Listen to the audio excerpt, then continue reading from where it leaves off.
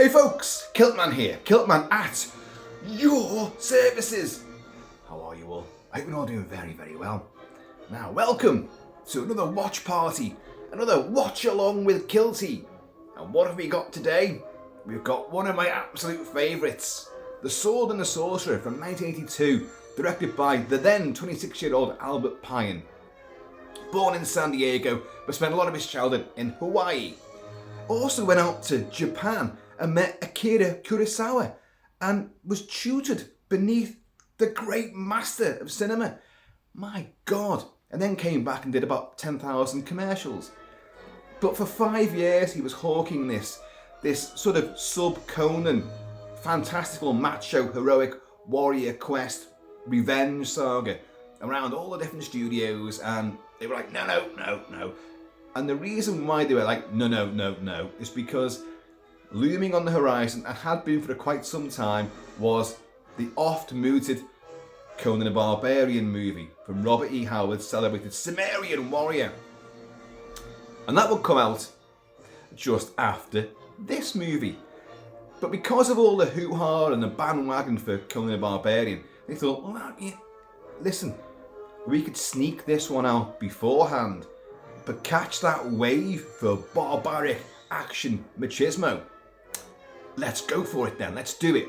And what Pat Pyun had done, in lieu of a proper script, he had something like 2,000 storyboards, which he foisted upon all these studio execs. Said, look, this is the movie, look at all this, look, big action, set pieces aplenty, epic locations, wow, look at this. And you're like, yeah, we're not going to give you the money for all of that kind of crap. So we'll give you like 4 million, which, to be honest, back in those days, was actually quite a bit.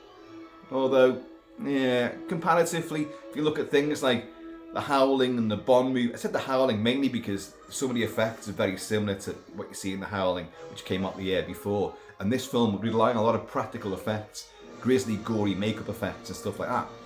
But you had the Bond movies, you had action movies aplenty, which would have much bigger budgets. But he thought, well, yeah, there could be something here, so we'll stump up the dosh. Here you go. But who are you writing it with?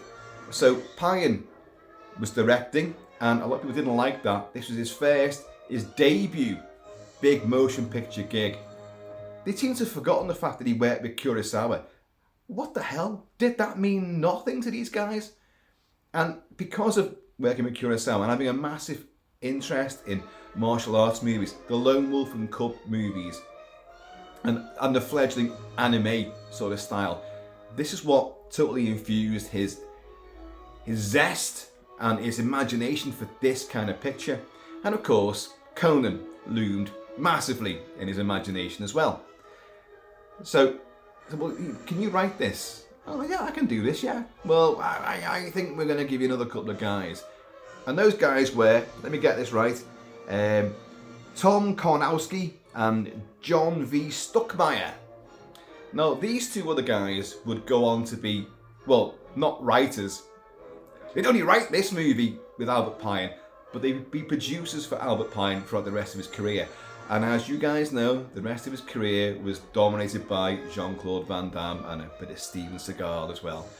Action movies aplenty, threadbare budgets, but they were, straight to video and then DTV stuff, but still a huge following for these movies.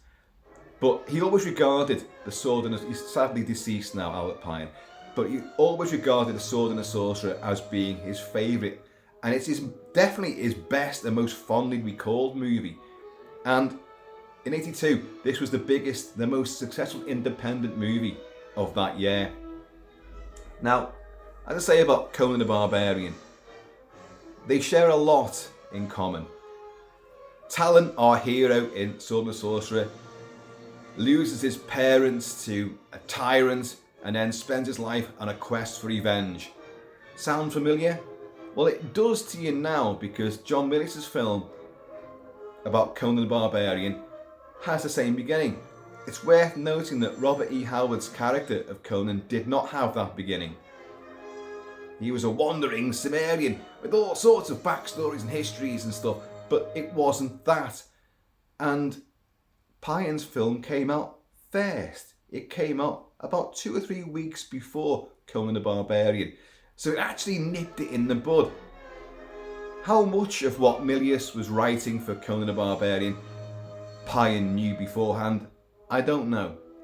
But there's a similarity. A lean, well in this case lean but still muscular hero out for revenge, and also kind of amoral at the same time, and a real barbarian.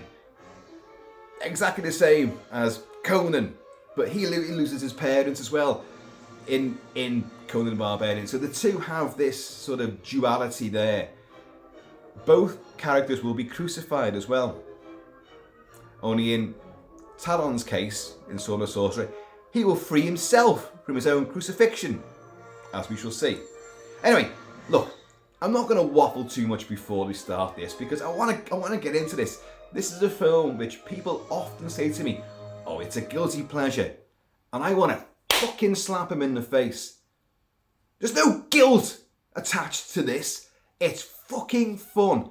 It's got its tongue wedged in its medieval cheek. It's barbaric bravado. There's tits and bums and gore aplenty. What is not to love? There's no guilt attached to it. Conan the Barbarian, if you're gonna carry on lumping these films together, which people inevitably do, Conan the Barbarian, which I love, as you guys know, is ponderous, brooding, and sort of, it's like sort of simian theology taking place, because Conan's an idiot, and let's be honest, you know, he's hardly a man for like quotes and wisecracks, but he's handy with a sword, which I think, yes, we have it here. We have the sword here, the Atlantean. And, you know, he likes the bed wenches and all that. But he ain't the most charismatic of heroes. And it's a very, as I say, ponderous, long, brooding, thoughtful movie. Reflective in many cases. Full of violence and gore and a bit of nooky-noo. But this, Sword and the Sorcerer, condenses all, takes the brooding out of it. Don't need any brooding. Just want boobs, bums, and a bit of bravado. And it delivers in spades. It's funny, it's exciting. You've got a boo-hiss villain. You've got monsters, you've got sorcerers, you've got gore. You've got all sorts of stuff going on. And a wrangling score by David Whittaker, who would work for Hammer, with Dr. Jekyll and Sister Hyde, Vampire Circus, and Amicus with Scream and Scream Again, which is outstanding. I've covered all these movies before, I know I have. So you're hearing his score right now on the menu screen for the Sword and the Sorcerer. And for reference purposes, folks, I'm actually playing the bloody DVD of it. Because Dickhead here has once again thought, oh, I've got the 4K release of this. But I haven't. I haven't got it. I cannot believe in my head, I've got the 4K, I'll put the 4K on, that'd be great that. 4K, lovely, fantastic. No, because it ain't here, because I haven't got it. But I have seen the 4K, this is why I think I've got it, but I've got to make who's got it. And the thing is, it's not that grand an upscale. Well, it is. There's an uptick in the detail, the quality, the colours are more consistent. The black levels are far better. The sound quality is a bit sharp, a bit cleaner. But, you know, it's a film that has been lensed very flatly in almost like a sort of a TV style. You don't have many exterior locations at all. And what the image is grubby, grainy, grimy, and often slightly blurred as well. And that's in the 4K. But the film is still outstandingly good fun. So whatever copy you've got of it, let's cue it up now. Let's have a little wallop of the old whiskage. Cheers, y'all. Because every good barbarian worth his brawny salt needs to be bevied up before he goes on a crusade. So, right. I'm going to give the countdown. 3, 2, 1, and then press play. Remember that? 3, 2, 1, and then press play. Don't do it on 1, 3, 2, 1. Do 3, 2, 1. And that's it. Now, and you can spend your time looking at me, but that wouldn't be a good idea. Look at the movie, watch the movie, because I'm going to be talking about the movie. We've done these things many times before, so we're going to have fun with this, I hope. Well, I know I'm going to have fun with it. I've got a big bottle of whiskey there, so hey, job's a good one. Right, let's go back to this medieval sword and sorcery world of barbarics and daring do and wench bedding. Right, almost forgot to do the own countdown then. 3, 2, 1, play. No, it didn't work. Shit on a stick. Right, backtrack. See, you guys, it's easy for you guys. You can just rewind the video. Right, let's do it again. Why did that not work? 3, 2, 1. Okay. Bloody hell. Murky blue and rather bizarre red titles. A Brandon Chase film. Brandon Chase was a producer. This guy worked on Alligator as well. His son appears in this somewhere as a young person. Lee Horsley. Kathleen Bella, who married Thomas Dolby. Simon McCorkindale, who at this time was also going to go into Jaws 3 or Jaws 3D. But he'd done Quatermass for TV, opposite John Mills playing Quatermass. Richard Moll, Anthony DeLongis. Well, we'll talk more about these. Robert Tessier, the great Robert Tessier. Know you now, a day's long past. So the opening narration, The time when the world Know You Now. And that is Simon McCorkindale speaking there. wild adventure was And it was meant to be Oliver Reed. Yes, Oliver Reed, who turned up to do his narration, that which is pissed as a fart, and didn't like Albert Pyun, and threw a big hissy fit, destroyed an office, and then realised what a big tit he made of himself and tried to apologise, but he'd been fired. our tale begins. So they bring in Simon McCorkindale, Island, a rocky crag perched who has a great voice. at the far edge. And these are the windswept beaches of not Northern California, this LA, these are LA beaches, but just up from all the, Venice Beach, Muscle Beach and all that kind of stuff. I think they filmed bits of Monster or Humanoids from the Deep in this sort of area as well, for Roger Corman. Sets here. So you've got like Richard Lynch playing Titus Cromwell. You've got all the names in this, all the kingly names are all from history. So Titus Cromwell, bit of a combination there. But you've actually got a King Leonidas in this as well, and King Charles, and probably all sorts of others. Richard Lynch, so many movies, TV movies, big screen movies, The Ninth Configuration, Vampire, oh god, Invasion USA, even Rob Zombie's Halloween remake.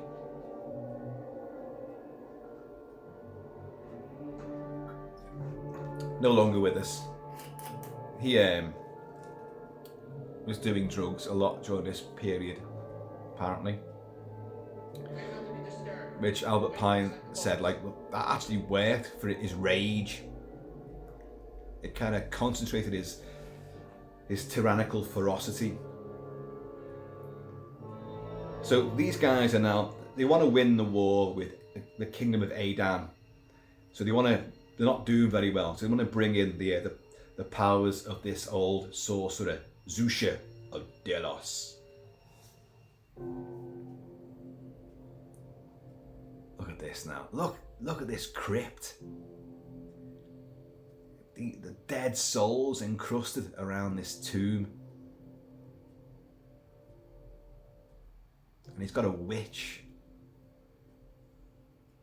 to summon forth Zusha from his impatient bastard. Look at this.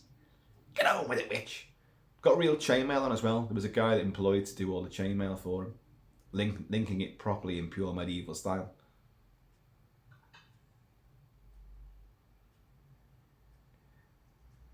This is a great, fabulous, eerie sequence, this. Oh, look at that.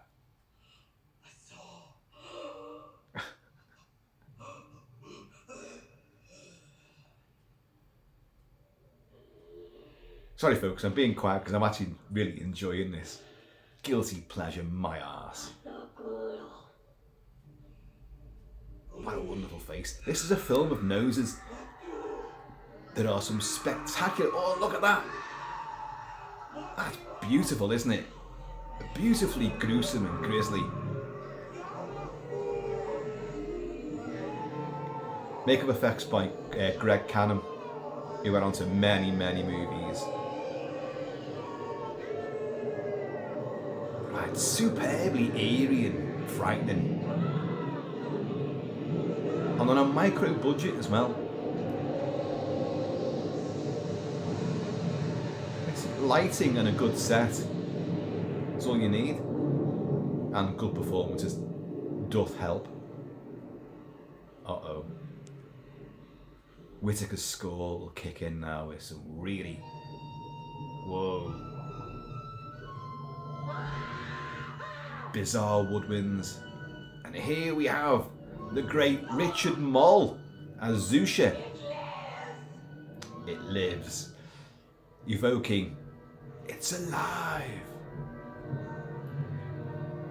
Richard Moll, of course, from Night Court and House. And many others. Sadly, this is the only scene you'll see of Richard Moll playing Zusha, because the contact lenses he's wearing, he had a very, very bad reaction to, and had to be whisked off to emergency ward. And then in his Sorcerer, Zusha persona, like this, a horrible, bedraggled, demonic thing, it would be another actor portraying him in the Greg Canham makeup. But he would put the voice on there. He'd supply the voice, Richard Moll. And I want it. He's a slimy turd of a creature, isn't he? But with them serpent eyes. 4 times I've been defeated by King Richard. But with your help, I will be victorious.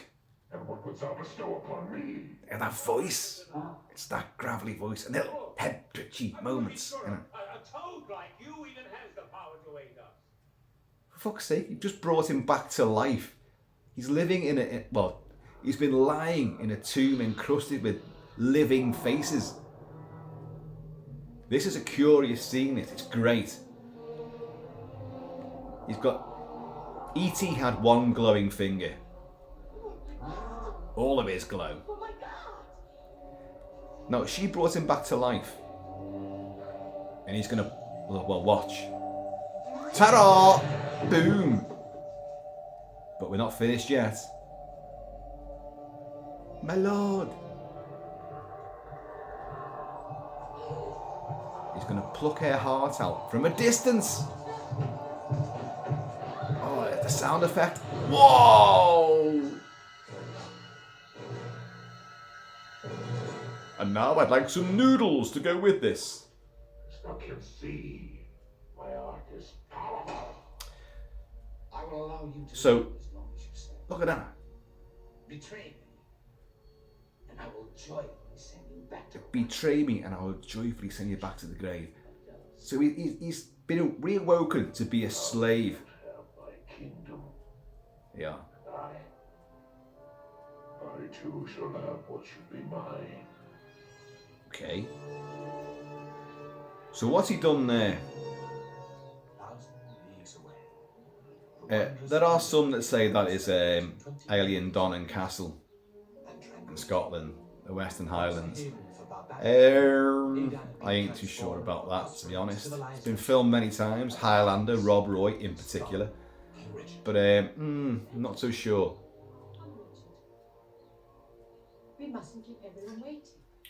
But back to what just happened there. Zusha, to show off his strength and his powers, killed the witch, and What did Amelius tell you about okay, he did it to show off. Yeah, you do need me. I have got relevant powers. This is just the beginning. But he also took out someone who could be a foe against him. She could have been. He might have took her under his wing because she clearly, I want to work with them.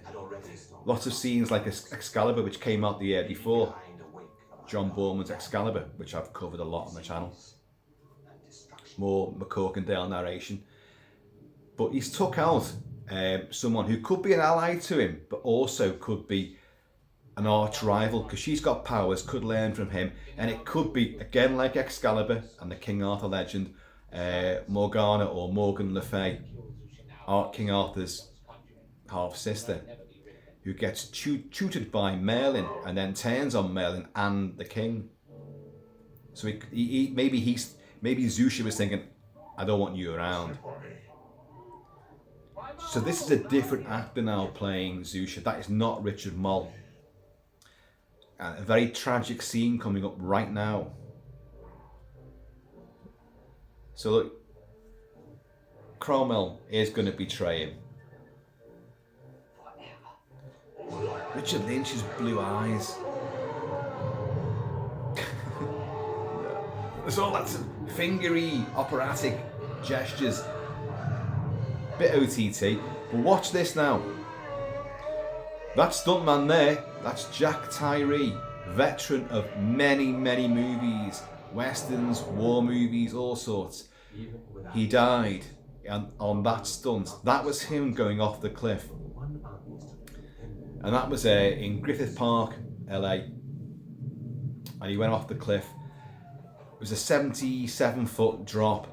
He went onto airbags. He hit the airbags, but he didn't hit them correctly, and he died.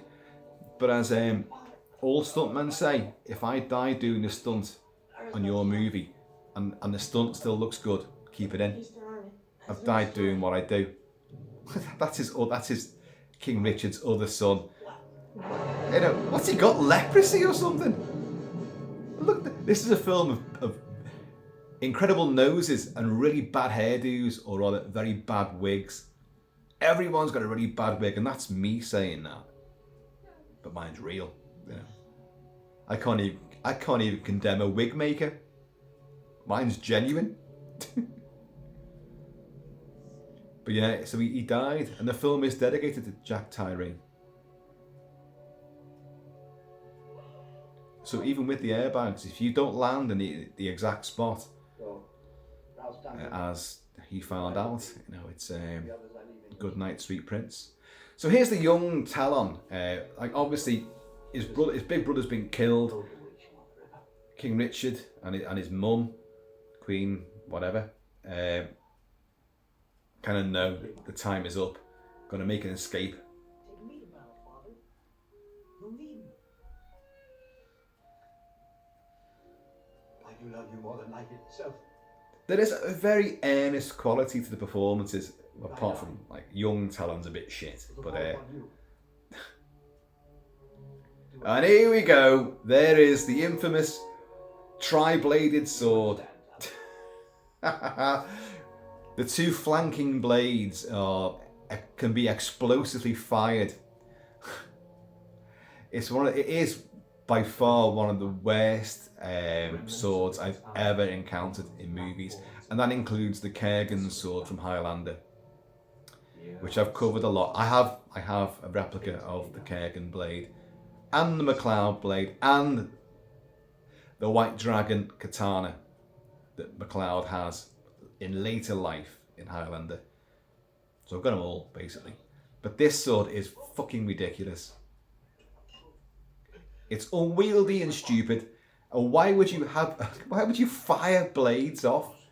You then got to go and retrieve them and put them back in again. So look, he's going to lose his dad. So again, the whole Conan the Barbarian movie element is here.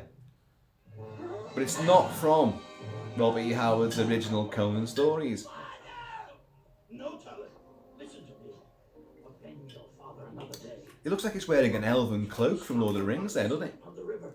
You must save her. Save your mum. The kingdom is in your hands. Now go. Go. So you have very, very few exterior shots. Pyun actually had a lot of locations earmarked for this, but they just never happened, never transpired. These two very, very badly acted henchmen. Look at the moustache on that guy! What the fuck is that? You bastard! See now, there's the daughter, Talon's sister. Officially proclaim me king. She'll be swiftly forgotten about. Oh! That's just under in his armpit. Look, shut up. These opening scenes are cheeseball and tacky as fuck. I totally admit that.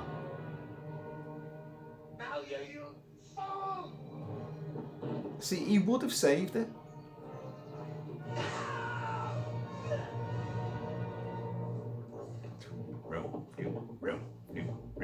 Hello, off.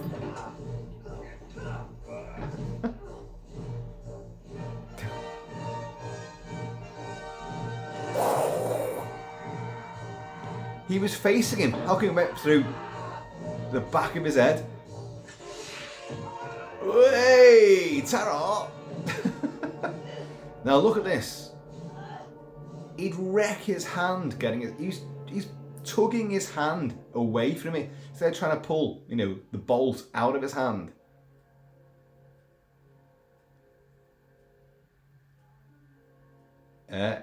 Now, are we meant to think there's part of his hand still hanging there, so that our hero is going to have one hand?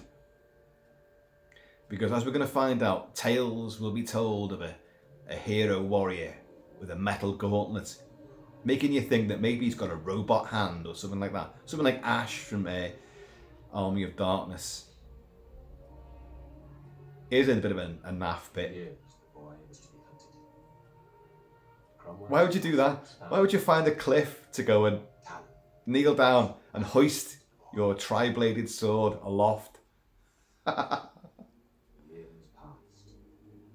Rumors began to rumble through the outland kingdoms. Rumours began to rumble. Fearless adventure.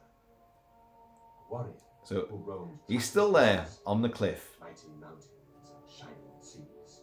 but he's grown These rumors grew into legends. into Lee Horsley. Once a buccaneer, a slave, a rogue. A buccaneer, a slave, a rogue, a mercenary. It is Conan. But he got there first, cinematically. Just days before the 11th anniversary of Cromwell's victory over King Richard. Matt Houston, as everyone knows him. But he's also Hawkeye as well in a big long-running TV show. I have a debt to pay. But sir, King Lanbosha is waiting for Joe Regal Buto from Street Hawk. You can wait. He's great. Red Brown. I hope this isn't a mistake. Lanbosha might lose his kingdom while we're here. Then we'll win it back. He doesn't give a fuck. He's outstanding. He is exactly the epitome of the kind of person I've tried to be throughout my entire life. Look at another great nose. Fucking full of great noses, this movie. But Lee Horsley, Texan born, great horse rider, a rodeo star as well.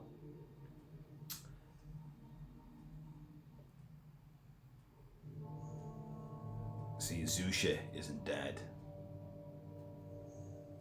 By the way, rumours were that Jack Tyree, that horrible, fateful fall, that they reckon that the cliff edge actually partly gave away, which kind of threw him off his trajectory. That's a great set, isn't it? It's just, all it is lighting. But how effective is that? Speak, dog. He's so reptilian. And to deliver Alana to Cromwell. So this film is full of subterfuge. lies, deceit, treachery, people lying and pretending to be other things. It is a huge sort of very clumsy chess game, or even a game of poker. Pick whatever analogy you prefer. The rising of the seventh moon, Seventh boom. Cromwell's power, Cromwell's pride. I mean, no, that is not Richard Mole there, Shall we rise? but that voice is his. Oh, there's Eileen Doncaster. Yes, sorry. Damn it. You do see Istanbul as well as the Kingdom of Adan. Actually, you might see it fairly soon from a very stock shot. Oh, here's his big chief military advisor, Michelli, played by the great George Maharis. The generals have gathered in the war room. They await instructions on plans for the final conflict. Sire, it is imperative. It is imperative that you obey my orders. You wish to live. So, I mean, I'm not going to give the big spoiler away, but you know, what does it really matter? You guys all know. But look at it. It's a great scene. This. I love these weapons. They're all very highly fake. They don't trust Count Michelli. But the way the music changed then. Istanbul, folks. Oh, sorry. The city of Adan. And Christ knows what movies that's from, but it ain't from this movie. So into this conflict, you have that's Anthony DeLongis. Now he plays Rodrigo in this, but he's also he is the sword trainer and fight coordinator for this movie.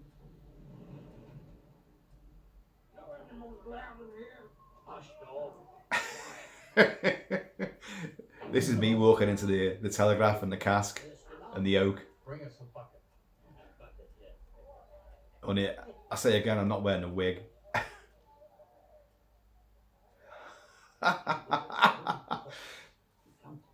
He reminds me of Errol Flynn in this, and I'm a massive fan of Errol Flynn. What kind of an animal are you? Right now. Here, you've had too much to drink. I've had people say shit like that to me, you know. I haven't quite done that to them, but I've done worse. You've got 2 bidders for your swords. Where did you get a cockney from for this?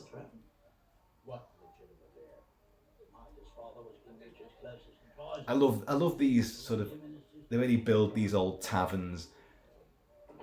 There's a wing of Kilt-Man. I'd love to do like an old, straw floored, fire blazing tavern with benches and goblets. It's another great nose. It's Simon McCorkindale.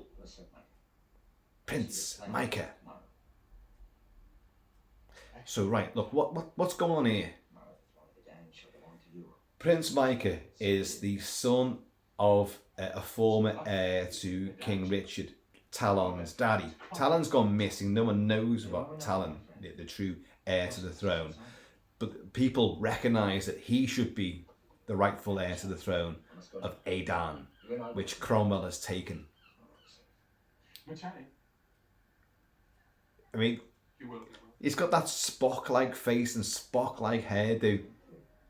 He also looks like, the alien slave in Robinson Crusoe on Mars. Another film I've covered a lot on the channel. Classic 1960s sci-fi masterpiece as far as I'm concerned. But he's like the Man Friday. I've got Robert Mundy, is it? Oh God, I forgot the guy's name. But he looks like George Maharis as well. Don't fuck with me. Look at the big fairy belt on his shoulders. Lee Horsley is not that big. In fact, he's really lean.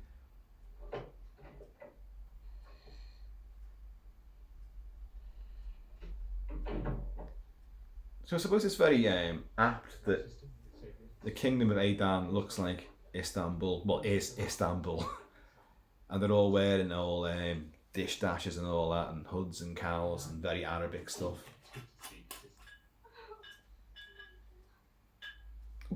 That's me clanking my bottle of whiskey against my kilt pin.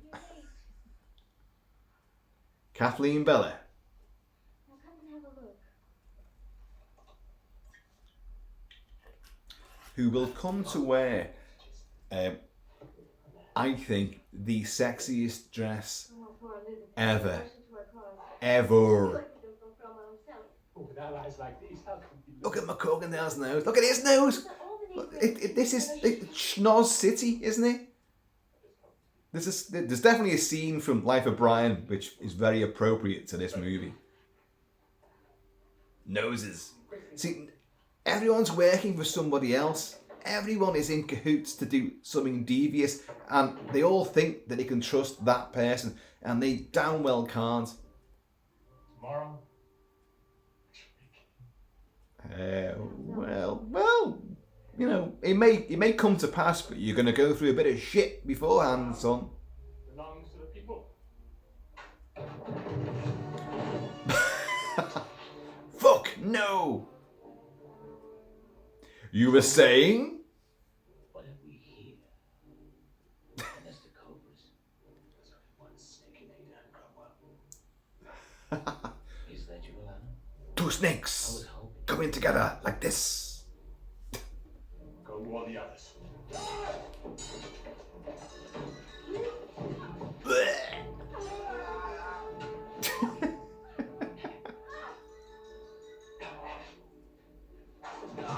Oh. I know, it's some of these scenes aren't very well choreographed. So you think it's the filming and the editing. Anthony DeLongis, who organised all this, is a genius, and a lot of what he did for this movie is fantastic. It's just not filmed and edited too well. Look. But McCorkindale's face now. You were on my side, Charlie. You bastard. Don't stick your nose into my affairs.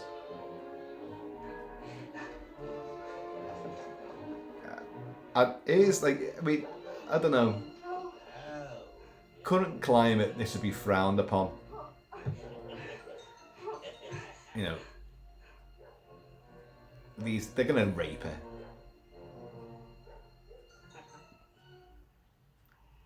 Listen to this dialogue though. Now I poke you with my dagger. Now I poke you with my dagger. Not this time. You got lucky with me outside your gym. it's all cockney rebel stuff in it. But watch. This is her little shtick. Never been. I'm gonna mash your testicles with my knee.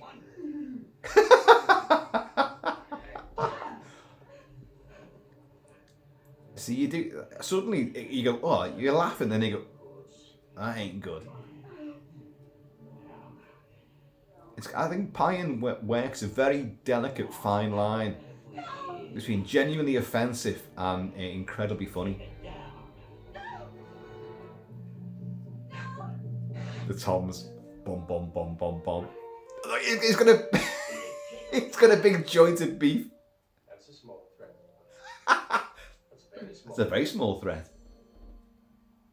Are you scum?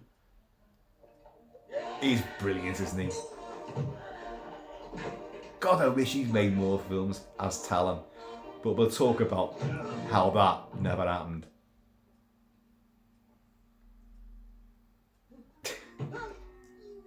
Fuck off.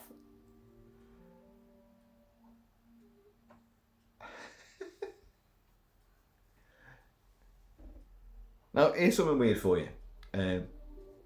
Lee Horsley in this, with that hair, looks like a good friend of mine called Natalie Lear. Yeah. He looks like a female friend of mine.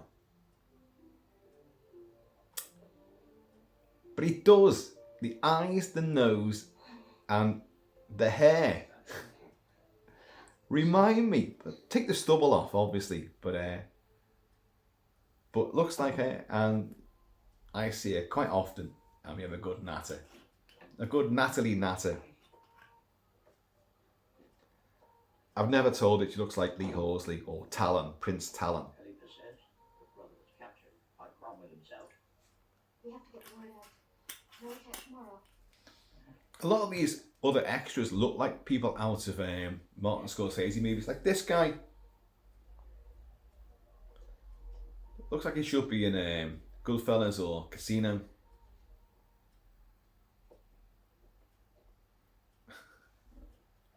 So right now, right.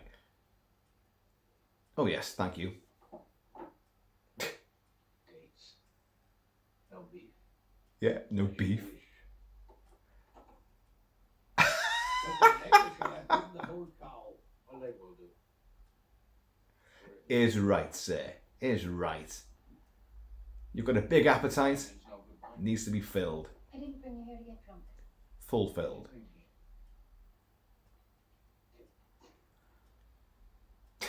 That's quick, that, wasn't it? Someone standing by with another platter there. I see, this is what barbarians, this is what you want to be. Stride around I would pay anything. the realm, the town, storming taverns, expecting to be Not so wenched. But my sword is employed. He just tilted the table with, well, whatever. So what do you want? Throat cut? I want you to rescue my brother. Oh, shit. What am I to be paid? And this is the bargain. Alex? It's not what I had in mind. It's so fucking seedy, isn't it? It's great though. I love it. Oh dear. She is beautiful, but All right. again, your hair's a mess. But only for one night. Yeah, I'm a picky bastard. Tell me, where's this brother of yours? He's in Cromwell's dungeons. You want me to snatch your brother from the A king's chunk dungeons of for one beef, night with you? a swig of ale. It's a slim bounty for such tax. It's a slim bounty. See that look there? That is Natalie. Take the stubble off. That's Natalie Lear. Life of your brother for one night with you. I'm sure she's caught my hand I expect my bounty before from as you. well. Pretty. And then slapped me with my own hand. United. There you go. Pity for our people from Tratton Score Cave by King Cromwell's Red Dragon Archers. Isn't it? Red Dragon Archers. Nothing can save them now. We can't just sit by while they're being butchered. What about you? Be like, oh, fuck off. Can you help us? I didn't come here to aid the rebellion. To suicide. See, this is the thing about the tagline to this movie, that he wants to come back and avenge his parents and win back his kingdom. He doesn't give a shit. Why am I to be paid this small chore? Here we go. Big enough for 1,000 such tasks. I can't wait to beg you, wench. Raise my expectations. I can't wait to bed you, wench. You raise my expectations. You can't say that shit these days. You can't. You'd be cancelled. You'd be arrested.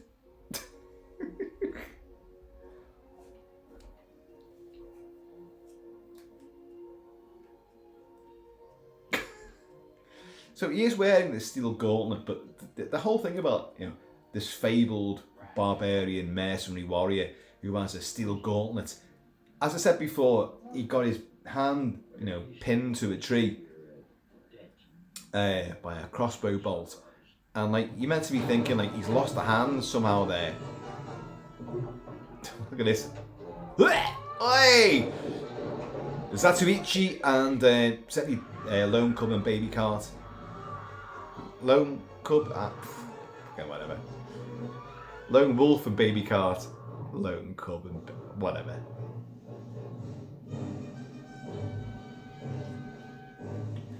So So some of the violence and some of these elements are definitely stolen from the Japanese cinema. That sequence there is also culled from Excalibur, where Mordred has his army of, well, subhumans, orc-like creatures. Now, Whittaker's score, it takes the piss as well. It's so good. You have 5 minutes to decide. Do you know that when they were filming this, they were almost enforced to use Superman the movie, John Williams' Superman the movie score? I can't for the life of me imagine how that would go with this, any of it, to be honest with you. There's Anthony DeLongis, Rodrigo. Don't forget, he's the guy that trained all these people to fight. But he actually plays a bit of a coward until the end of the movie.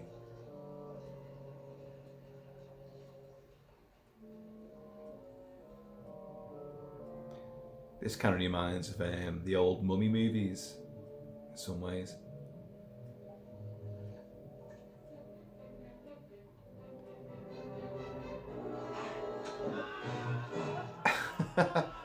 Fuck off.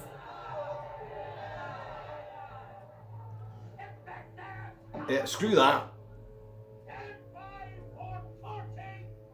Now, this was meant to have huge sort of fireballs and big walls of flame.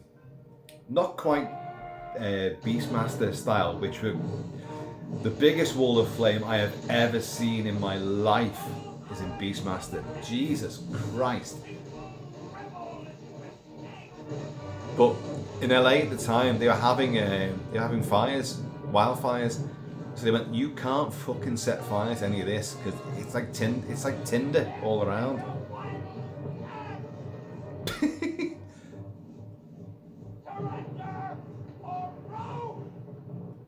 Surrender or roast.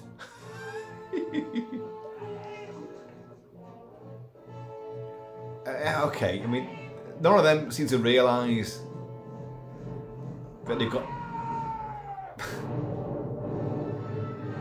a flammable liquid flowing between their legs. And there's a very Spartacus moment here where they're on fire, their capes are on fire. Just take your capes off, you'll be alright.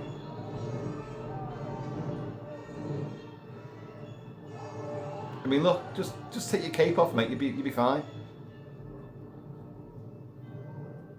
But, you know, I think the storyboards from Albert Pyun were a lot more grandiose and grotesque for this. Look at him. I can tell you right now that not everyone can stand. Not every bloke can stand with their legs and feet wide apart and still look cool. You can look really fucking stupid. But I've got good legs and I wear a kilt and it works for me. Now, talking about good legs, they originally wanted David Hasselhoff to play Talon. Can you believe that? The Hoff as Talon. Now, back in those days, he might have done a good job. He might have been all right at doing it. But the reason why they didn't like Lee Horsley, where Albert Pyun did, and they saw the comedic bent to him as well as the lean musculature and the bravado and the just sheer charisma. But they said that Lee Horsley's legs were shit. He had super thin legs. And but Hasselhoff had much more meatier thighs and legs. Alien Dolan, again, that's me saying that, oh, you don't see it in the movie, you fucking do.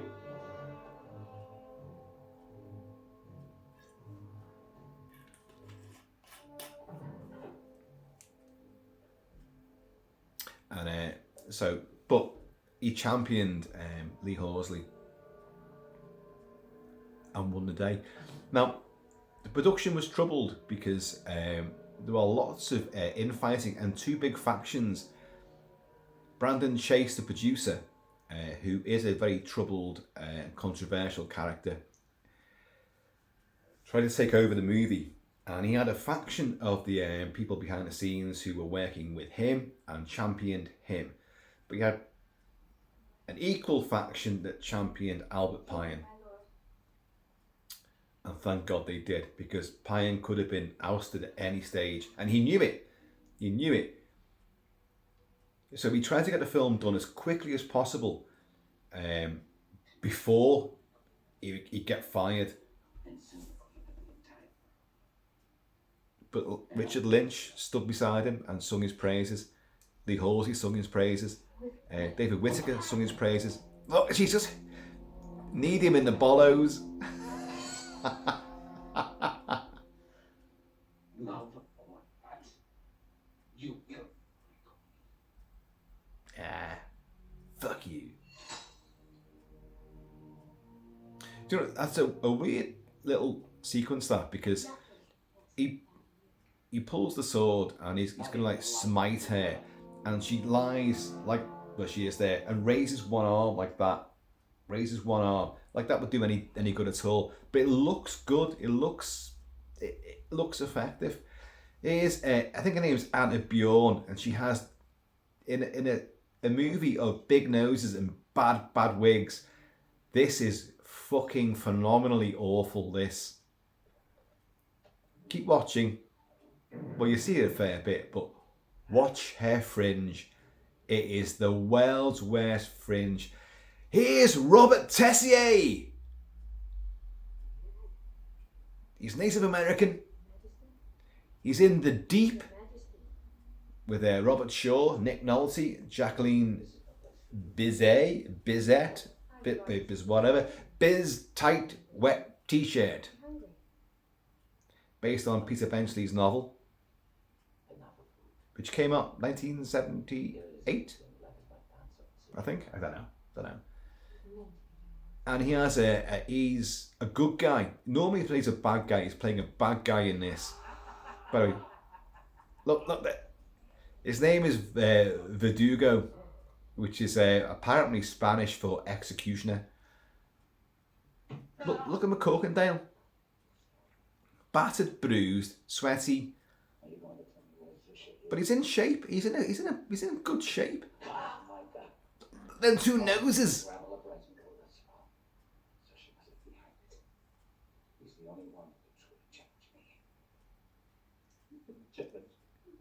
There is a real sense of like these guys are going for a very operatic, overly theatrical dramatics. Let's leave it dramatic. It's no tale. But it works. I've stalked for 10 years. When you were a kid, this film blew you away. And I saw it at the Flicks in the UK opening day, and it was a certificate AA. And double A's at the time, I've said this many times before, really, they seem to be the more raw and edgy ones. Your X certificate, yeah, which I saw from very stupidly tender young ages at the cinema when I had free reign at the Phoenix Cinema in Wallasey Village. They were never as effective. There was more swearing, a bit more sex, but violence-wise and genuine shock moments, double A's seem to have it more. I've said it a lot, but and there are obviously some exceptions. Suspiria and Hills of Eyes being two notable exceptions.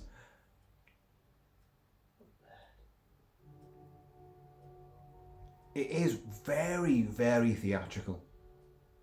And it works. But yeah, Robert Tessier, he was also in Mean Machine, or The Longest Yard, as I think it was originally called. Look at The Longest. Meant to be a bit of a, a chicken shit. Look at the abs on him. There's a guy that trains. Another nice set. It looks like, are they going to find the egg crypt in the derelict in Alien?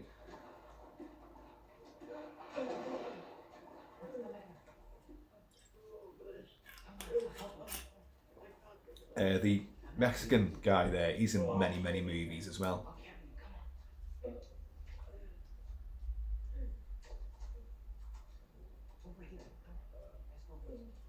There's hints here, of course, of First Blood. It's the only way into the dungeons. Yes, but Just a visual hint. Flaming torches and caves are filled with rats and stuff. Hidden entrance into the dungeons only a little further. And these two poor guys are going to find out about the rats any second now. What's that noise? What do you hear? It's all this. I love this passing down the line. What could it be?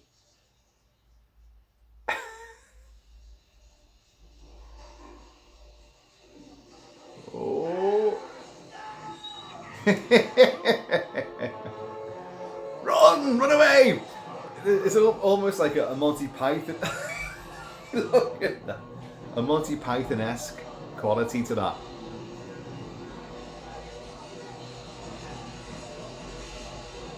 No, that's pretty good. That's all right. That camera work there. Suddenly you had the roving dolly camera work with a bit of shaky cam as well. In what is otherwise a very flatly filmed movie. And speaking of which, the cameraman, Joseph Margine, did not get on with Albert Pyun either. And he was part of the other, the side that didn't like the director. There was a lot of resentment to the fact that he was such a young guy. And they've given him this movie when many other people have been overlooked. But we're still part of this. Well, but why did they give it to you? This is great, this. You want to get caught? Everywhere. Yeah. You're going to get... That's a great shot. And it's a great bit of timing as well. Oof!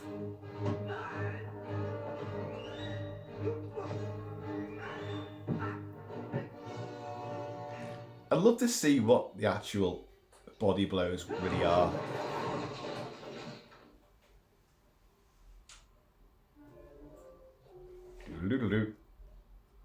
See, it's precocious and really...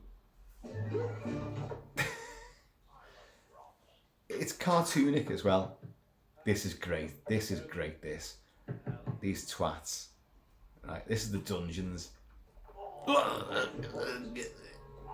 Throw back the bolt.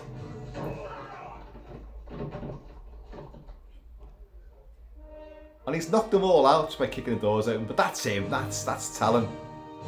Got his scimitar there. He's wearing the guard's uniform. Warrior? It is you. They've only just been captured and flung into dungeons. We're going to be crucified tomorrow at the feast, the wedding feast. I should let them. Because you're shit. I gave you one job, one fucking job. You fucked it all up. Which one of these cells was Micah? None. They took him to Cromwell's torture chamber. Poor Micah. Oh, get up. And again, that's Life of Brian and Monty Python again.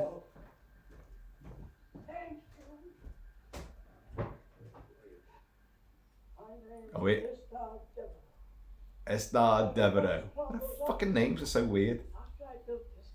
He designed this fortress. Oh, yes. They threw me in here 5 years ago to ensure that the castle's secrets would never be revealed.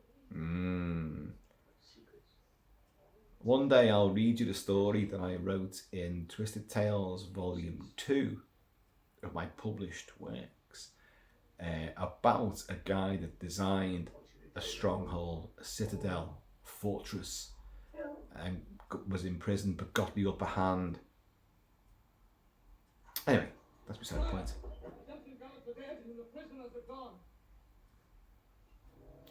You notice how like Richard Lynch's hair is suddenly it's super curly in one scene and then it's slightly straightened out,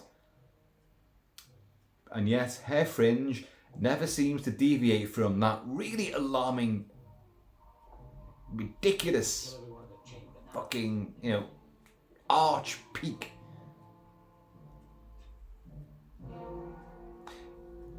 In LA, there are people with houses that are literally just like this. It's all out of like fucking polystyrene and shit like that. But they build these things, and I admire them for doing it.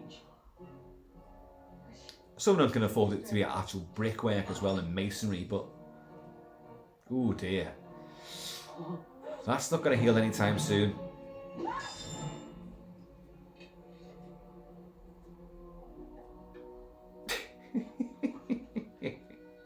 Hello, I'm a horny barbarian, and I'll have you next, wench.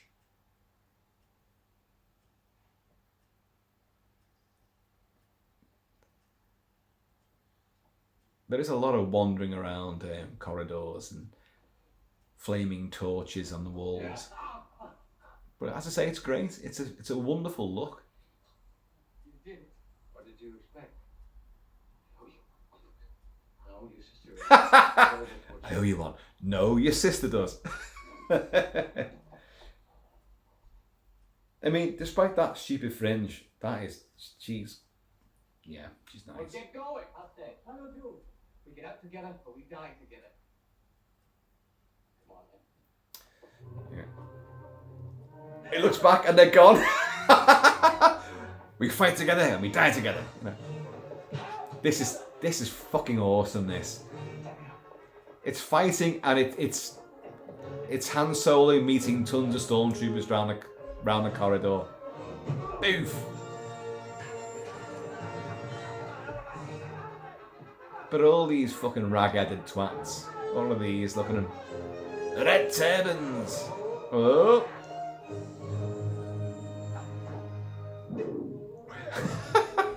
Sword sweeps are like, whoof, whoof. Look at this!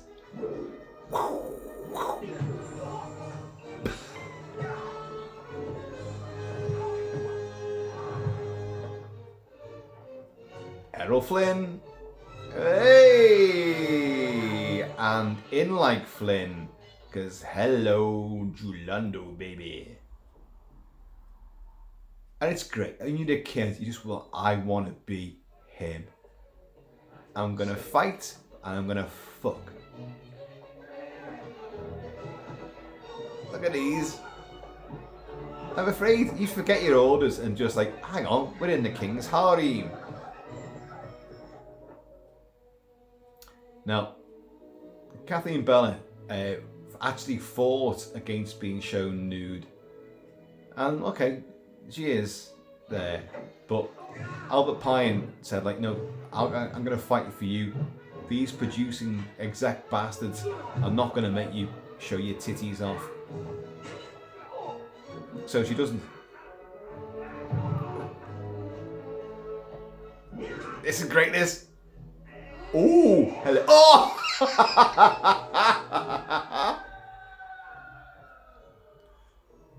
It's pure Robin Hood. Or a bit more explicit, but it's pure Robin Hood stuff. There's a joyous sort of sense of escapade.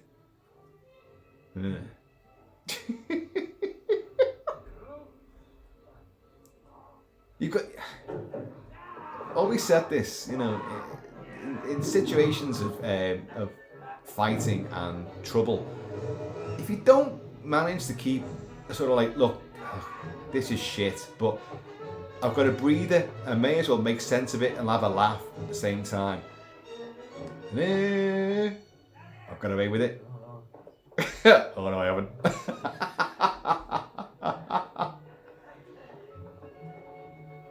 It can be the difference between life and death. I kid you not.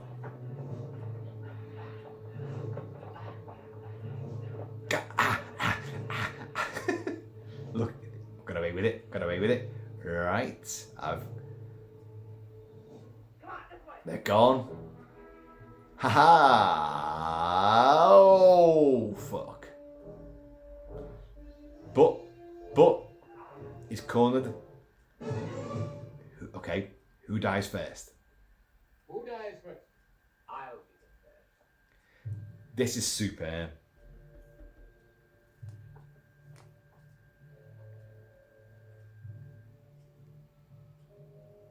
You've got to keep You don't know who I am. that fucking sense of awareness. I'm confident. Oh, but now you know who you're dealing with. See, this is the whole point. Oh, it's a quest to go and get revenge. He doesn't know it's him until now. We'll see how a sorcerer fares. And he thinks that that's Zusha. I'm no sorcerer. It's clever. There's so much subterfuge and confusion and traitorous stuff taking place.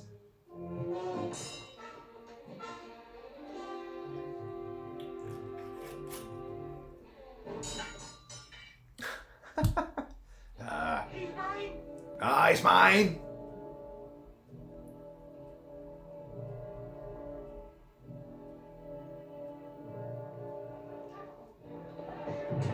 I wish this was filmed better to show what he's doing. He's getting through the crowd there.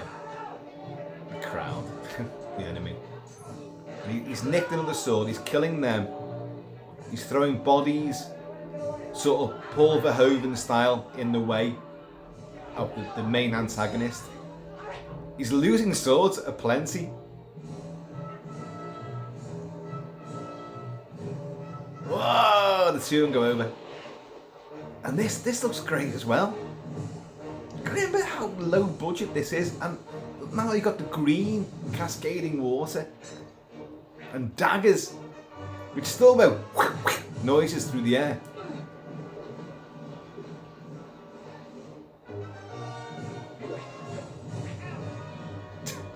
You get there's headbutts here as well. Another thing about certificate double A's in the UK. A double A, you can put headbutts in there. Watch.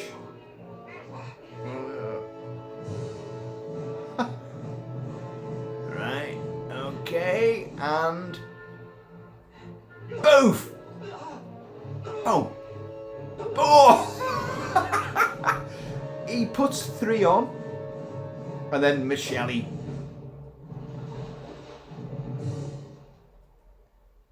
it's great. This is great as well because, like you fucking imbecile! I wanted to kill him. Please, forgive me, Majesty. But it is a mistake to play with Zusha this way. This man's no sorcerer! Please do not be fooled by his ploy. Zusha's cunning knows no bounds. Have you forgotten what this man has Exactly. done? Zusha's cunning knows no bounds. He can masquerade as anything. Sorry, I created a quote there, which is not in the movie. I mean no disrespect, Majesty.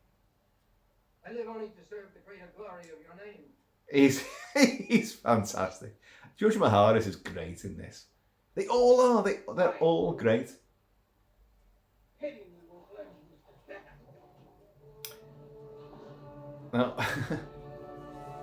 so Cromwell's gonna marry Alana, Kathleen Bella. Where's that? These little dozy shots he put in there. Look at hell, he's going to be in trouble here. There's Micah. Poor old McCuckendale, he's battered and bruised, whipped, and tortured. She used to be married to Cromwell. Like hell. Like hell. He does it well. It's way OTT, but it works.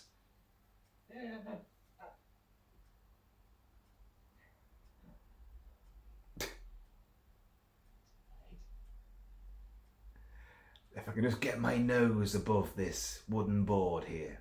Crush. Go back into the castle.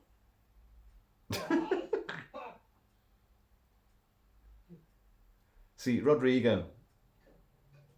Anthony the longest. He's still playing the coward, but he become one of the heroes. Hello. Darius. There's Red Brow. Well, did you find him? Uncommon Valor. Other movies. What did he do now? Have at one of the king's sluts? Not clear. They mean to execute him tonight. He goes out for a joint of beef. Go. Rouse men from the house. Check the ale shop for stragglers. Move! I fear we can't get to him, Darius. We might all perish. Damn you, Philip, then we all die. Any time Paul saved our skins, and he forgot. I just think we need more men. You got it. Here we go. El Maynard. Captain. Bodybuilder. Wrestler. Actor. How many are you? We don't Inspired by Woody Strode, the great Woody Strode. Derek, spread the word of Callum's plight. The sea dog. It's again so up. Spread the word of Talon's plight. Hello. Nice boobies. See, Philip, you have I meant the girl, not El Maynard. Damn it. Damn it. Look at him. So like, look, all the whores and hookers, they're all super decent people, really. I know not, but it is powerful. This savior. Did he have a gauntlet of steel? Oh yeah, this is the line now. Aye. All too well. Damn, he's hard. He goes out for a joint of beef and ends up rescuing a king's wench. Now it's That's up to us. exactly the sort of shit that I want to be going through every single day of my life. He goes out for a joint of beef and ends up rescuing a king's wench. We must save him. We will. Let me go with you. Oh, there's a great moment here. Tell me the way. I beg. He does like they swear an oath on the sword, and these two just look at the sword. They're meant to put their hands on it, and they don't. Watch. He's got like, the fuck you doing? Oh, forget it then. And they all get caught. They're all caught. Blast you, Eric. And now they're at each other's throats. Take this chain and wrap it around your neck so your lousy head falls off. You young gizzards.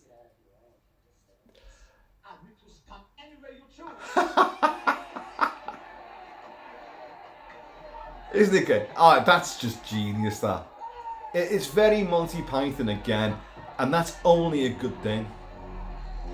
And this is a great sort of reintroduction of Verdugo, Robert Tessier. And they're like,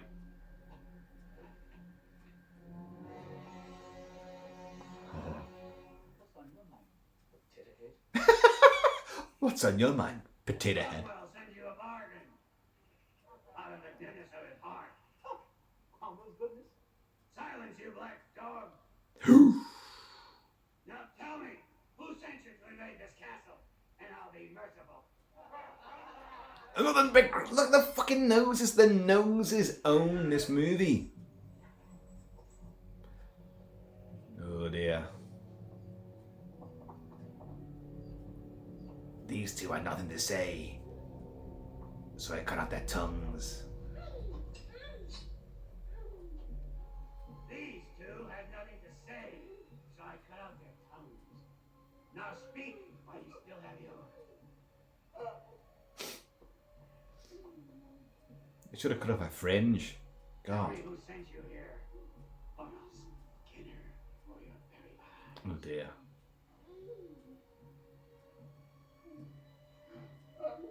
Which is again another reason why women in special forces capacities shouldn't be there.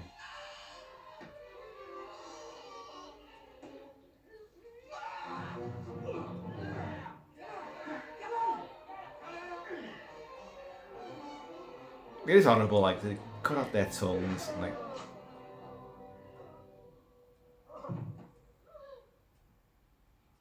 This is cool as well. If looks could kill, yeah. And it does make him retreat, actually. Watch how everyone just real fucking rage. Okay, they're all imprisoned, but that wall of hate.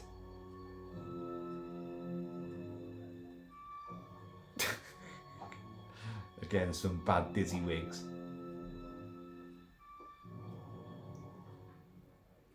This lots of clever, sort of production setups.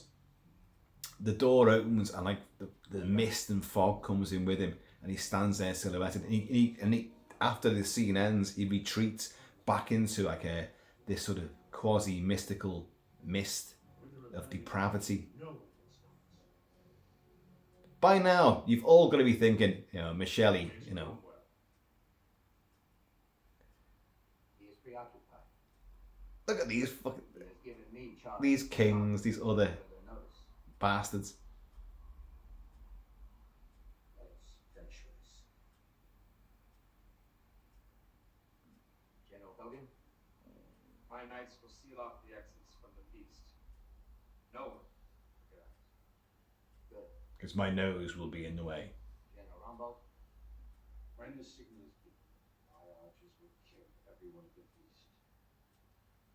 General Renquo? You shall see to it that all the king's bodyguards are dead. And all the king's men What is this? shall never put Humpty back together again. Match. All the nobility of England, kings of 4 empires, wiped out one. Noses, look at this. It's really imperious nostrilage. Oh, this is great. He looks fantastic there. Puts the fear of God into these motherfuckers. One man will control the entire. Yeah. And you don't want it to be Cromwell. Nice bit of stained glass there. We've got stained glass in our mansion.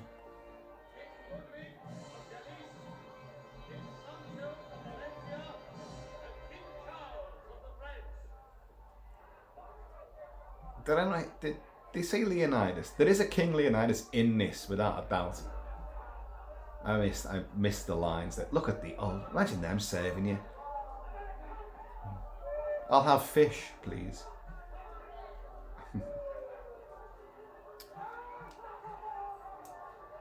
Now look. Again, like Conan is crucified on the tree of woe.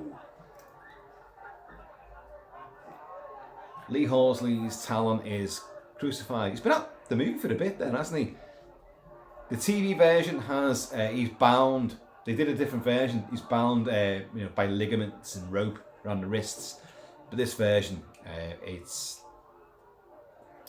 big, massive nails through his fucking palms of his hand. Look at that.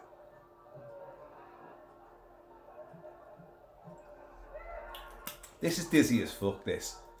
He's been there for quite some time, and only now, they didn't notice the guy crucified to a fucking cross. Or rather, a big X factor. Yes, it is. It is him. It is. You didn't fucking... if you notice throughout this scene, Lee Horsley's arms are... He's either hanging with his arms outstretched or his arms are bent. Bad continuity. The treaty. Damn the treaty. The penal kingdoms at all if it weren't for him. The guy on the right, that's his real hair. The guy on the left. It's not hair at all.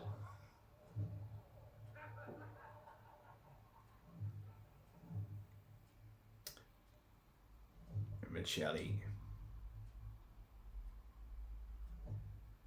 He is great. He's almost like a Star Trek villain. Again, maybe I'm thinking that because of the Spock hairdo. That's a great helmet. That I don't believe I said that out loud, but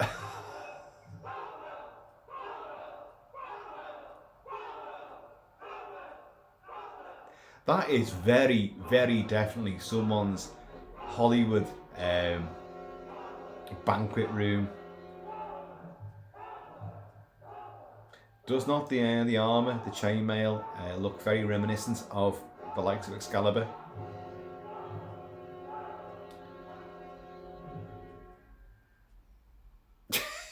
This poor guy.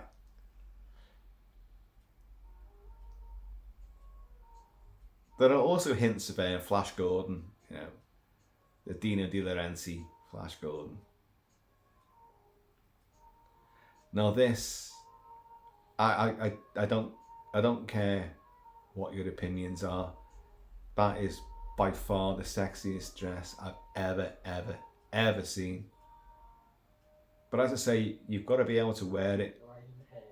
And by God, she almost wears it.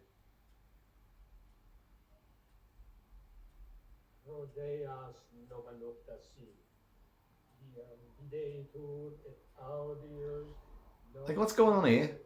Oh, look at that! Yeah, the visual camera move there of the little knobby protuberance on the railing going up a jacksie.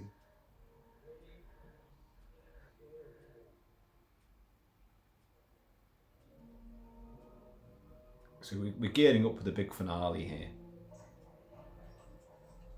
which is big.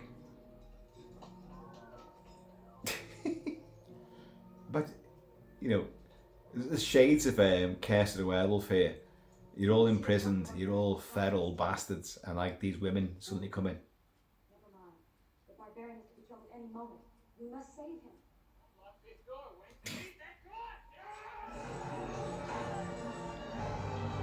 door! It's just sheer fun and exuberance. I'm afraid I'd be like, well, yeah, I'll save him in 5 minutes. Just let me get to know one of these 3 babes here.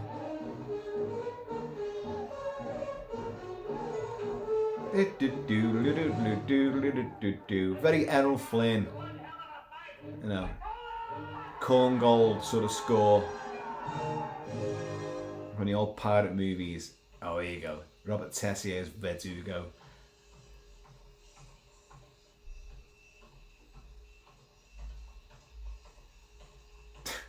He's a twat, isn't he? Loves his job though. Makes all the hours God sends.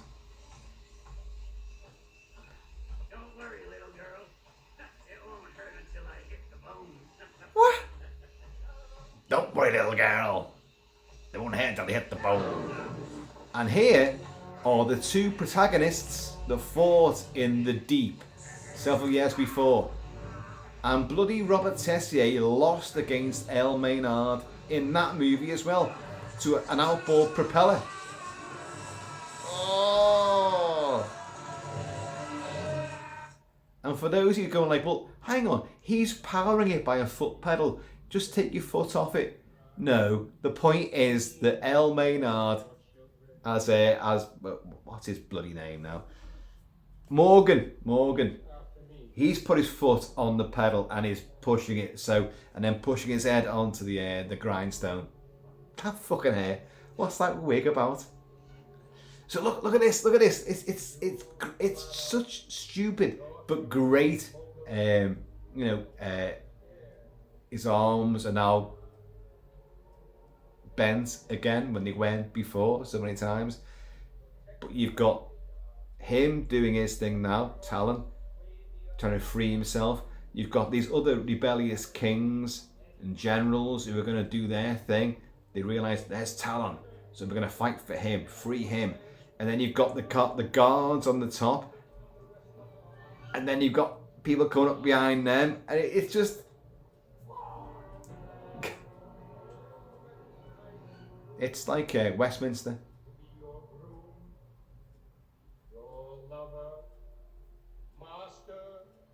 Listen to the vows.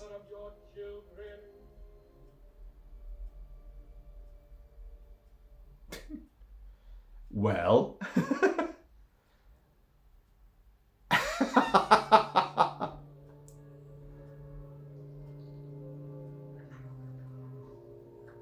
Now, I love this, but it's also ridiculous.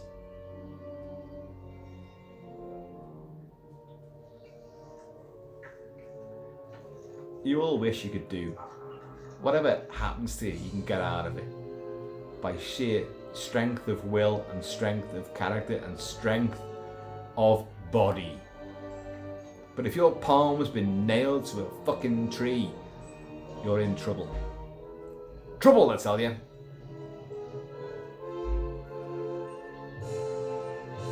Look at him. Big chesty Morgan there. Oh, it does work though. I do like...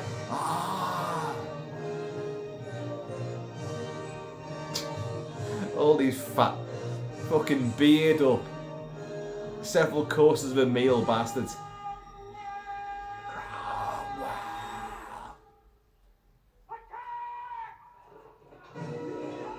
Like he said attack and stood there while his men had to go around him. Look, you don't know who. Everyone's fighting everyone. You got no idea. Oh yeah. Big effect. Boosh! Split skull. Greg Cannon's effects. Splashy gore.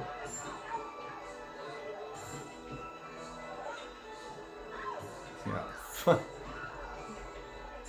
Oh! Pitchfork. Hang on, boys. I can come and join you in a second. Let me get these massive fucking nails out of my hands. And then you watch how look, he's still got the nails right through his hands. And then he'll pick up his sword and he'll be fighting again. His hands will be magically repaired. How the hell? Look! He's fine and dandy. I don't care. I don't give a shit. He's like Wolverine. He regenerates. He lost a hand to a fucking crossbow bolt in a tree when he was a kid. Here's Rodrigo being coward. Anti de Longus. And then suddenly, boof. Fuck off.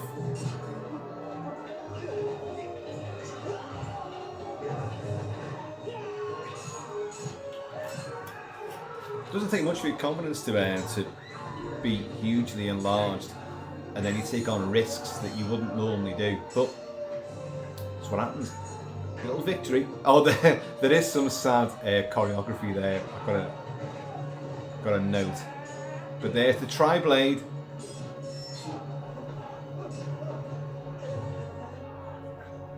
Here we go. This is epic. This. You've got great big holes in your hands. I love it though. Like, fuck off. Whoa. Like Tarzan. There's definitely more of a Tarzan look to him than Conan. Fuck off.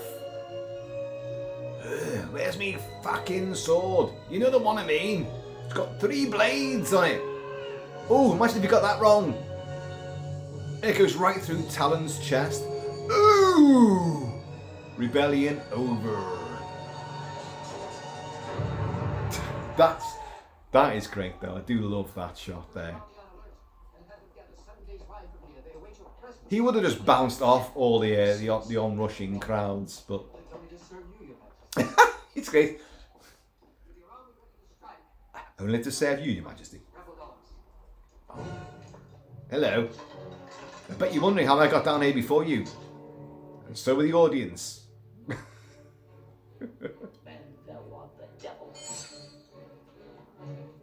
Wow.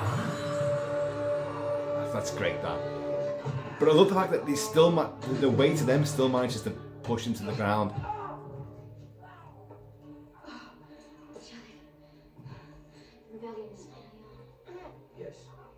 Yeah, aren't you wondering, you'd be not trusting this guy. He set your brother up, did he not?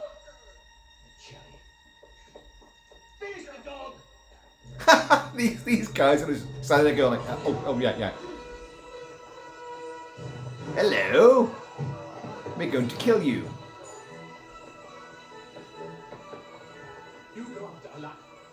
go. Hello, look at me. Looks great though.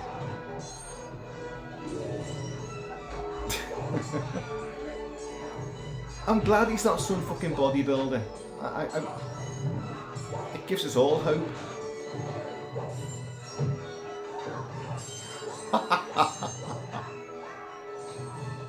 The choreography is far better than what you're seeing on the screen. That is down to cinematography and the editing. There's another great set as well. Clearly the same set as when Zusha was awoken from his tomb of screaming skulls. Just redressed. Yeah, I mean, what do you... To end his reign and begin mine. Micah is dead. No. This is fucking vigorous. So awesomely effective, this sequence. You can be part of it or a victim of it. Choice. George Maharis's face is just magnificent. Although by now you realise quite clearly he's not Michelle. He is Zusha, the sorcerer, in disguise. But what I always say is, how come Michelle can move like a human properly, and then when the disguise is off, Zusha still moves like a shambling old wreck? You just keep that disguise on, you wouldn't bother going back to your former self, would you? And you've got no bollocks either. Because, watch. Ooh! Oh, didn't work on me, did it? It's the little castanet clock, the wooden blocks. He's got no cojones. He's demon. He's sorcerer. As I truly am. And this is very, very inspired by The Howling. By Rob Bottin's effects for The Howling. Inspired, of course, and trained by Rick Baker. But the chest growing, the fingers growing. But the flesh peeling off is a new angle. It's fucking awesome though, isn't it? The black eyes and the black goop from the gob. And this... Oh, what? What? The sound effects are great as well. Hello? I was here all the time. Inside, don't you know? But cinematography I've been knocking, that looks great. This looks amazing. That is true horror. I like, hello.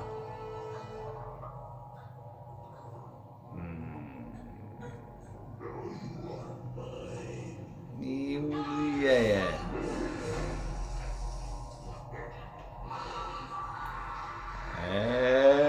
Off you go! Woof!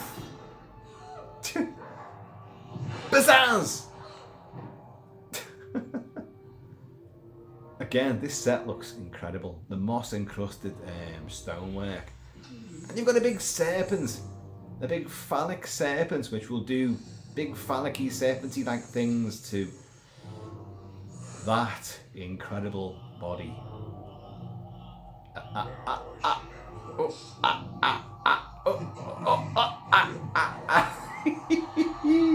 I keep putting the bottle in the wrong fucking place. Cromwell's mine. I have no quarrel with you. Out of my way. Now we have a quarrel. Now we have a quarrel. He's fucking great, isn't he?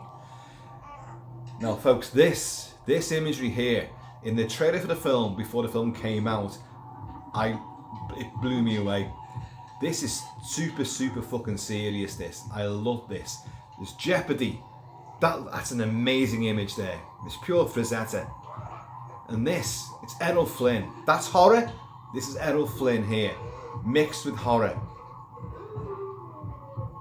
Heartbeat.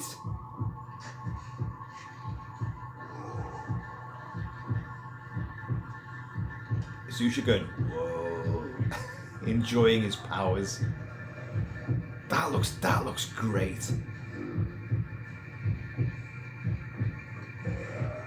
And suck on this. Oh! Oh! I was in charge a second ago. Now I'm a fucking cocktail fucking stick. But Cromwell's come back.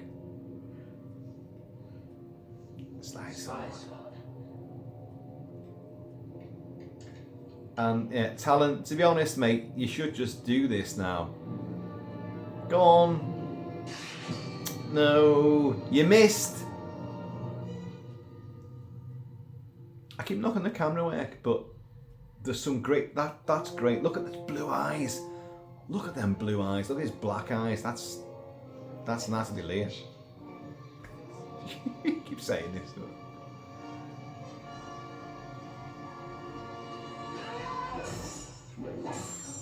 I mean, you've got some pyrotechnics going on here. Every single sword clash and clang has some weird and wonderful fucking sparks. Boosh!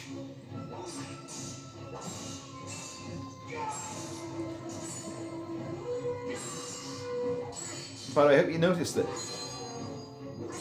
for every shot where, I'll put my sword over here and you hit it there, there's another 2 or 3 shots where they are going for each other, and that's the longest. And his great sword, his main blade has now been snapped in half.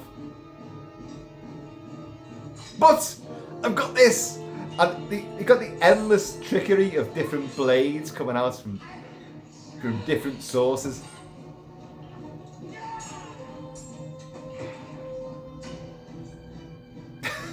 And spikes. And Whittaker's score. Daring do. Driving. More momentum. And then you see the snake and the jeopardy that she's in. Alana. And it... Listen. Oh, it's just fucking awesome. And... Yes. Who can blame the snake? Oh! This is actually great, hacking through a polystyrene rock. But look now, that's almost on his fucking face. Oh, you didn't check me gauntlets, did you? How the fuck did you fit that predator style wrist knife in there? Who are you? Talon. Son of Richard. Son of Richard. His reaction's great. It's like, oh fucking hell, you're kidding me. Bye.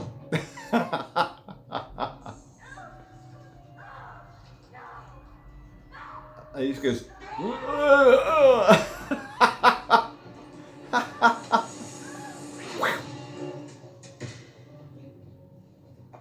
now, I've got to say, did he have those gauntlets on when he was crucified? Did he? I don't think so. Oh, but hello! I'm back again, but not for long. It was a nice little cinematic, super jolt.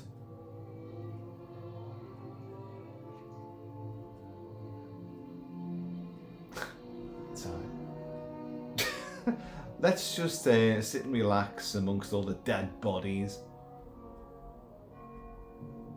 Are we meant to expect that they've all been shagging and imbibing of all the ill-gotten gains? There's still lots of meat on the table. How the fuck am I eating that? I'd be starving.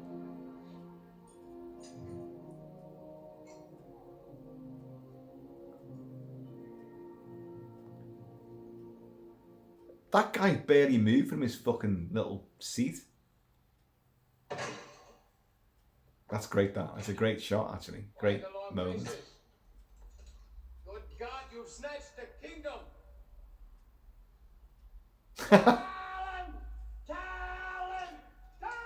Wouldn't you feel a prick if, you're going, Talon, Talon, and no one else bothered to join in? You'd be like, Talon, Talon. Goes with it. So he's actually given up his own kingdom. Get on this. Talon's kingdom is this kingdom. He's the heir to the throne, but he doesn't give a fuck, because I just want to shag you and then go off to other adventures. And what is wrong with that?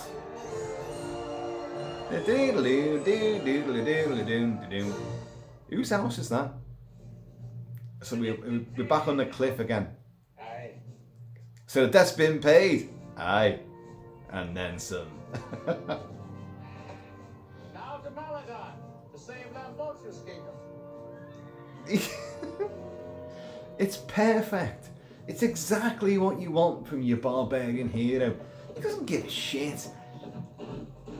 The moral, he's moralistically right at the time for the people that you're, vouching for. But he could be wrong on the next campaign. But he doesn't care. He's a mercenary. He's a barbarian. Kingdoms to save and women to love. Fucking get in there. The world should be like that again. The world may well be like that again. Look at him. Look at him go. And there's the lovely Pacific there.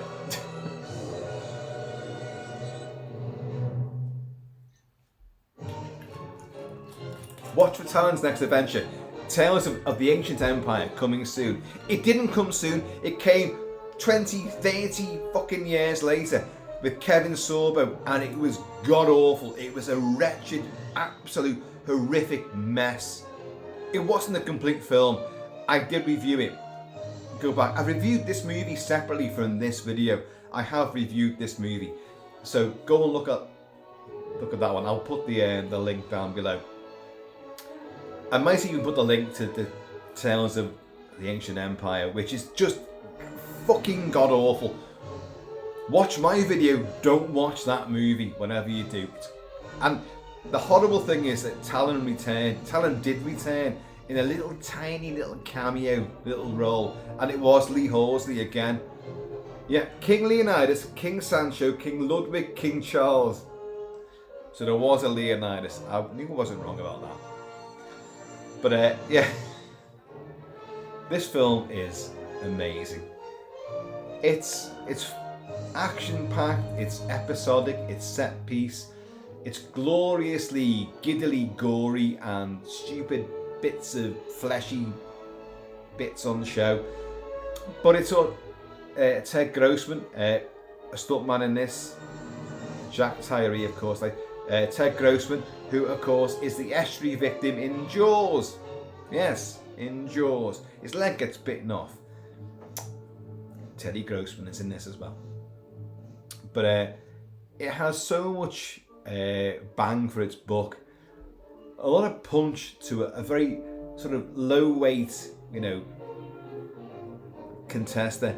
But it's great. The score is massively big and ebullient and full of pomp and ceremony and action aplenty and rousing daring do. It's got it all.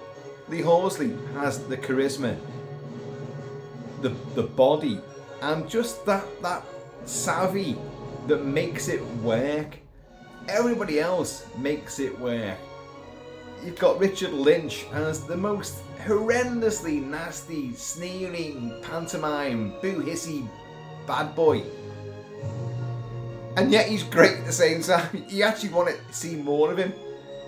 Verdugo, Robert Tessier, is a complete swine. And yet there's a character arc for him as well. Everyone goes through something.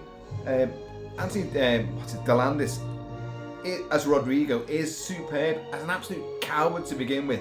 But I'm for the rebellion. But I really will hide away when it comes down to it. But then finds his feet and becomes a hero.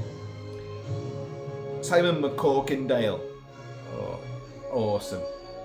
Richard Moll's voice throughout the pivotal sequences, of course, outstanding. And again, it's a film of noses. Go back, watch it again. Clock those countenances and those big facial protuberances and the big flared nostrils. It's a film of super bad hairdos and wigs and incredibly massive and picturesque nasal, landscapes. This film is dedicated to Jack Tyree, stuntman. I love that movie. It is, without a doubt, one of my favourite films.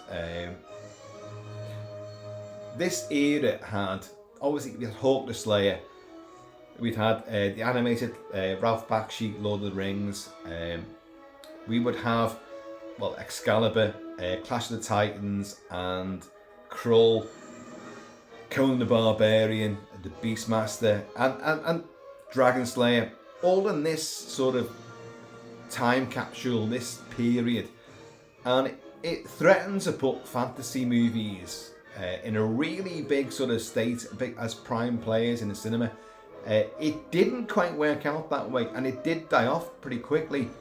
It reached a huge flurry, a huge, spike with Conan the Barbarian. And Krull was effective around the world, not so effective in the UK, to be perfectly honest. But it was a time of swords and sorcery, and you had, with this, totally encapsulated by title and design, the sword and the sorcerer. I love it. It's just a jubilant, exuberant, massive display of fun and frivolics and ferocity. And yes, I did struggle with that. But I've been drinking, you know. So cheers, you all. I haven't drunk that much, have I?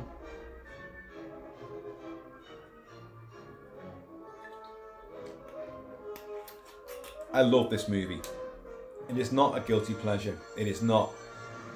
And as I say, anyone that says to you, "Oh, so yeah," well, it's a bit of a guilty pleasure. You're fucking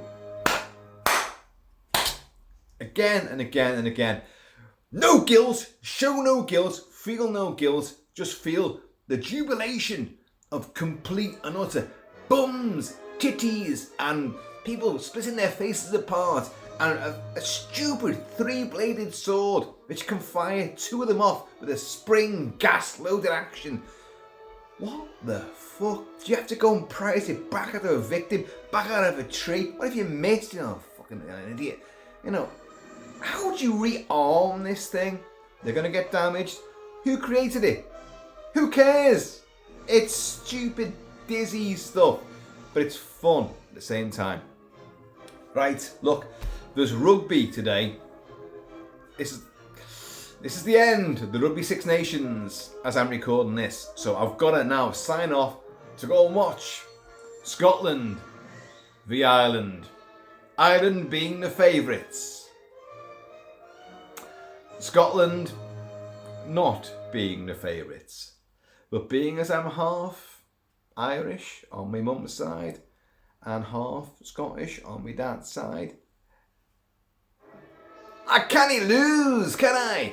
Anyway, folks, The Sword and the Sorcerer, for fuck's sake, enjoy it, embrace it, love it, celebrate it. Its sequel, forget it. I'd love to do. We always talk about remakes and reboots. You can't recreate this. You can't. You could do a version, you could do a tell-on story, you could do. And who knows, maybe I will. Maybe I will. I'll get some big fairs around my shoulder. A big joint of beef.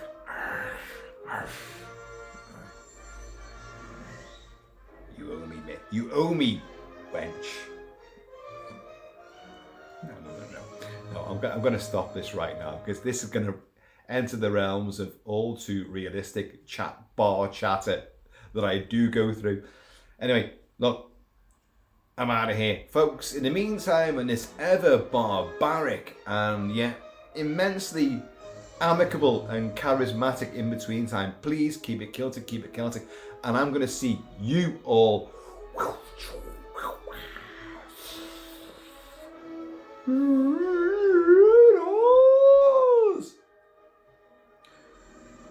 Cromwell's mine.